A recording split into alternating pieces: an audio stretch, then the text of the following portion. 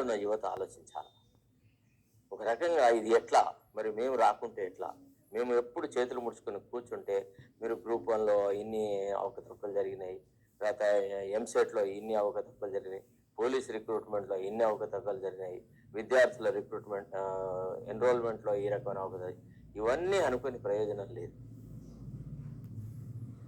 70% మంది ప్రజలుగా ఉన్నవాళ్ళు, మేధావులుగా ఉన్నవాళ్ళు, రాజకీయంతో సంబంధం ఉన్నా లేకున్నా నిజాయితీ గలవాళ్ళు రాజకీయాలకు వస్తే తప్ప ఈ అనర్థాలను మనం తగ్గించేటువంటి పరిస్థితి లేదు. కానీ ఎంబీసీలు మాకు ఆధిపత్యం కావాలి, మాకు కూడా అవకాశాలు కలగాల.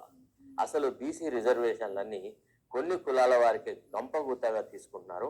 అందులో 1-2 కులాలు తప్ప ఇతరత్రంగా ఏ వ్యవహారాలు జరగట్లేదు అనేటువంటి మాట మాట్లాడుతా ఉన్నారు. ఇవాళ బీసీ సంఘం నాయకులతో మనం చాటుగా మాట్లాడినప్పుడు వాళ్ళు చెప్తున్నది ఏంటంటే బీసీ రిజర్వేషన్లని మున్నూరు కాపులు దంచుకుపోతున్నారు. అసలు పంచాయతీ ఎన్నికలలో మీరు కనుక గమనిస్తే, లేకపోతే రాష్ట్ర శాసనసభలో గమనిస్తే ఎక్కువ వరకు మున్నూరు కాపులు లేకపోతే గౌడులు, అక్కడక్కడ కొంతమంది యాదవులు ఉంటారు. పద్మశాలీల సంఖ్య చాలా తగ్గింది.